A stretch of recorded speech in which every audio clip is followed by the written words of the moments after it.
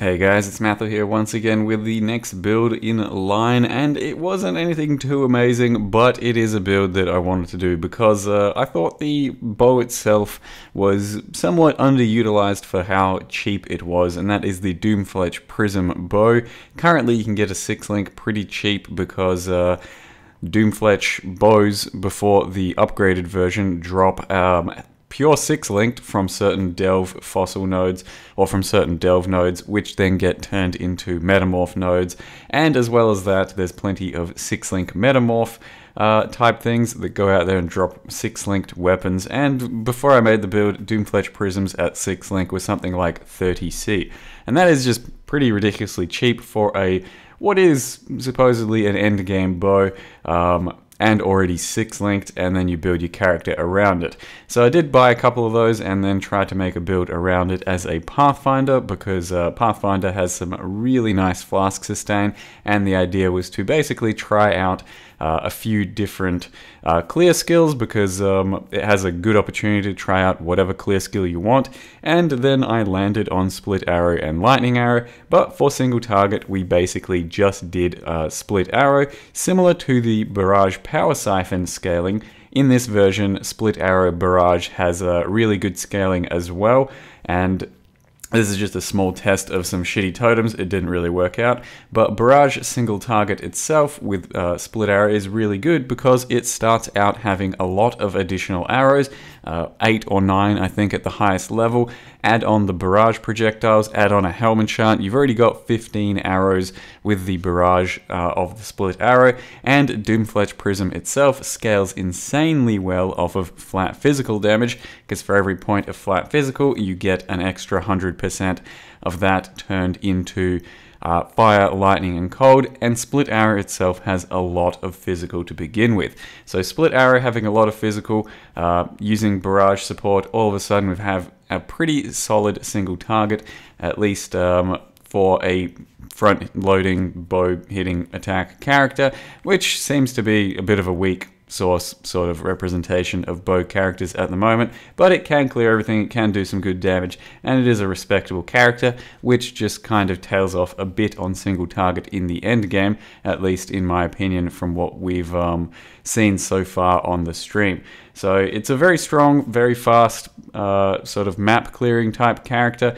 and it's pretty damn fun for all of that, but once it gets to single target it still feels a little bit not huge, let's just say, but everything is kind of upped in requirement for single target, and it's just a little bit tougher for characters that have to rely on pure initial damage dealing as opposed to damage over time, totems, brands, summoners, stuff that gets to do passive damage while you run around. The stuff that's locked down and has to do pure damage will start to see a bit of a drop off, I think, in the end game, unless you're utilizing the new power creeped items or the new power creeped things in game, like some of the new items, the awakened orbs, influences, and as well as that, the awakened gems themselves. Whereas a character like this is basically just how it was last league, and it's still okay, but it hasn't really seen a power spike, so it's not too expensive to put together, and it will carry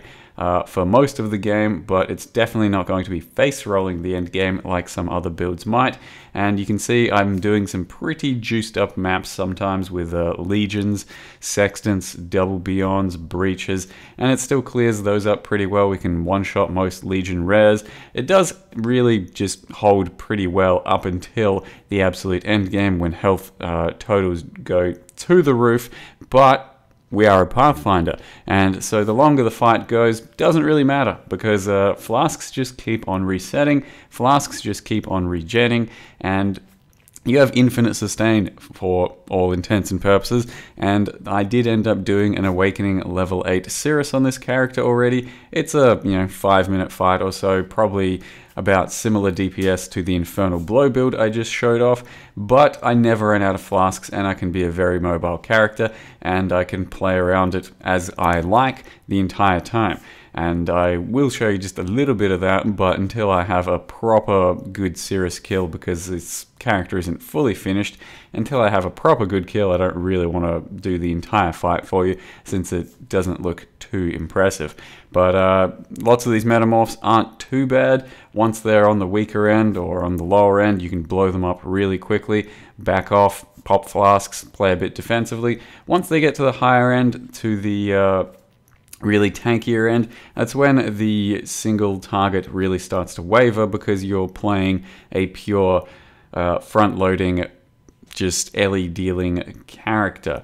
And the problem with that is, a lot of the time you're not actually dealing your damage to the metamorph once it surrounds itself with crap, once it pulls off some really bad attacks, whereas with a lot of other damage over time, like let's say my bleed puncture build, you're dealing your damage like 100% of the time. You get your damage on, you can then run away, it's going to take a lot more damage, and it's just going to keep dying. Whereas with this, if you're not standing still, if you're not up in the face of the enemy and smashing it, then you're not doing anything, and that's why sometimes it can feel a little rough in the end game for some of these new Crusader or Conqueror bosses, and then also the end game boss himself, Cirrus, and as well as that, some metamorphs. So you can see the character is pretty damn mobile. I can mash my flasks all day long and pretty much never run out. I did find out that I can actually face tank just about everything from this fight, except for the big laser beam and the meteor, of course, while standing still. But this was my first real attempt in trying to learn the fight on this character, and you do kind of want to dodge things still, but that does hinder your DPS quite a bit. If I just stand still, face tank, it ends up being something like 1 to 2 million DPS, and that's not too shabby.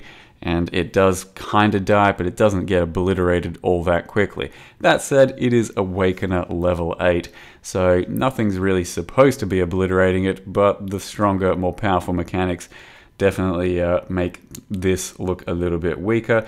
Or perhaps I've just built a subpar Doomfletch character, but I don't think that's what's going on personally. I think it's just the fact that if you're not utilizing any of the new power creep stuff in this patch, your characters, unless they're busted, overpowered shit like necromancers, aren't really going to look too flashy, or some damage over time stuff, because that's just reliable, good damage, and it was pretty much scaled to be as good as it needed to be for this league.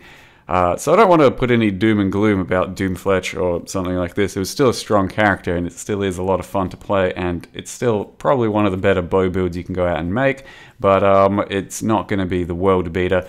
I'd probably recommend the Puncture Bow Gladiator instead if you're looking for a strong bow character, but this one lets you play around with Split Arrow, lets you play around with Lightning Arrow, and I want to show you how I built it so far either way. So I know the video may have sounded a bit negative, but it's overall still a very good character. It's just once I started to get to tier 15, 16 and the end game bosses, I do have to be honest with you, it feels like it dropped off a bit against the single target, but it's not fully complete, and it is still very playable up until then, and very fast to get to that point.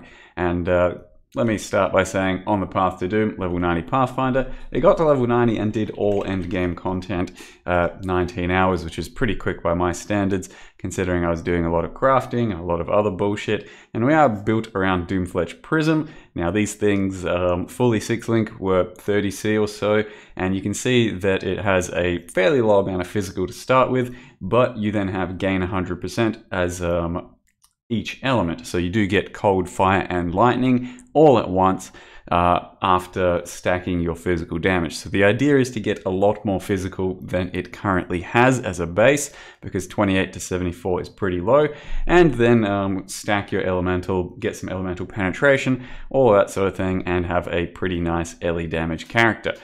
So Split Arrow itself has a lot of built-in attack fizz. Combine it with Barrage and it ends up doing some pretty good damage. You can see we have 15 arrows separately at the moment, and it does lock you down for a little bit when you do that, but that's somewhat manageable once you start getting a lot more attack speed into the character, and that's mostly once I'm fully ramped with frenzies and flasks and all that sort of stuff, and that's also with the 3 additional Split Arrow helm enchant, which doesn't seem too crucial, but definitely probably going to be a little nicer for clear and just a little bit more single target damage otherwise.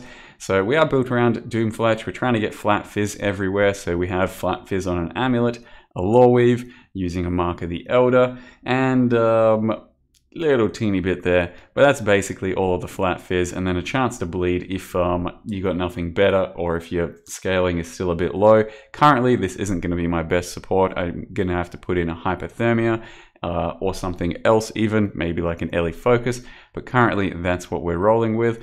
And it does end up like going from, once you get it at level 40 up until like level 85 or 90, just fast as fuck. It's a very strong bow up until that point. It's a very strong sort of play style, but like I said, I feel as though the current end game for these flat damage bow characters is going to be built around using all the OP shenanigans. So your Conqueror items, your Awakened, added Cold, added Lightning, because those are really big compared to the current flat Ellie out there, and Hyri's Eye, that sort of stuff. But this can still compete, and you did see that I've taken all endgame content. All the Conquerors can be deathless.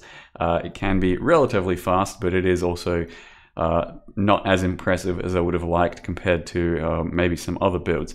So the current 6-link here is Split Arrow, increased crit strikes, Ellie damage with attacks, Barrage, chance to bleed, and Vicious Proj.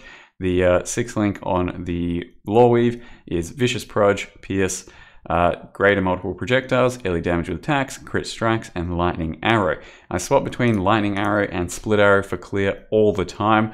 A lot of the time I like Split Arrow a lot more. On more condensed corridors and pathways, I like Lightning Arrow more, but the scaling should be better with Split Arrow. Problem is, Lightning Arrow is just so much stronger for actual mechanics. So with Lightning Arrow, I'm using most of the time Pierce and GMP. With Split Arrow, it's a lot of the time you probably use Pierce. Some of the time when you're way too strong for a certain map, you can use Chain and it's a little bit faster. And I've got 4 green on my Lore Weave, but it was kind of an accident just through chroming, and I've dealt with it. But you don't have to go for 4 green. You can use a few other little gems instead of what I've got here, but I've just got it and that's what I'm rolling with. I might swap this setup over here and then make a different setup in the Doomfletch. But a Lore Weave is a pretty good choice because it has pretty much everything a Doomfletch character is going for, though a Hyri's Eye or some other things could definitely be used as well. Since I don't think it's a pure staple for the build, it just has a lot of things we kind of want, though really low life, and it's just super nice to have max res of 78 to counter minus max maps entirely. And 78 max res built in with the Pathfinder extra flask business, triple balancing of a Wise Oak, and then this over here, reduced Ellie damage taken using this Ascendancy or Pantheon upgraded, gets you hugely tanky against some elemental hits, so it is worth doing with a Lore Weave, I think. Typically, Lore Weave, Void Forge, something like that on Pathfinder can become a very tanky character, but I've got it with the Doomfletch. And the rest of the gear, well, trying to get resists, attack speed, life, bit of Ellie damage, the usual sort of stuff. Got some Tailwind boots, basically just hit Tailwind on these, Regal, life, Exalted, Lightning, res, but any basic Tailwind boots are going to do the exact same thing as these if you multi-mod them. And then just a basic as shit quiver, shaped ring that lets our Mark of the Elder do more stuff. Catalyzed Mark of the Elder, it's not fully catalyzed yet, but a 20 qual one of these is pretty damn hard to beat for damage. And then a bit of flat fizz and multi here. And the passive tree gets a lot of life, so we do have something like 200% life, and basically if you build high into life in just about every slot, and shit, you can go even more defensive than this. You can easily hit like 6 to 7k life as a ranger right now with this type of a setup, and I think it's a fairly nice passive tree because it does get arcane chemistry, and that combined with the reduced flask charges on this means we can spam the shit out of our flasks and basically they will regen slowly, and then you get to spam more of them. But that's the passive tree. Did mostly go to the assassin side of things to begin with. Started to get some crit. Got my mana leech node over here. That's how we leech mana. Series Flask is how we leech life. Got point blank down here. Got phase acro over here. You can get these claw nodes with Lionized Jewel, but I don't really think it's worth it. It's a lot of extra points that you can already allocate elsewhere for damage. So it's entirely up to you. It is highly debatable as to whether it's worth doing. As a Pathfinder, I don't really think we need the life leech, and it's just 1 point for mana leech down here anyway. And besides that, it is a lot of points, and I don't think it really generates us any damage in the end. And it's a little bit of an expensive jewel, so maybe you can avoid it anyway. Our sort of ascendancy to begin with is 1, 2, 3, 4, 5, 6, 7, 8. And honestly, if you haven't played a Pathfinder before, it's not a bad first character for a Pathfinder. It feels fucking good to play a Pathfinder, so you owe it to yourself to play at least one in your Path of Exile career, because mashing flasks and not worrying about it feels really good. So for now, that's the end of this video. Hopefully a bit of an endgame update where I destroy some endgame as opposed to don't feel too great about it. But for now, thank you very much for watching, and see you next time.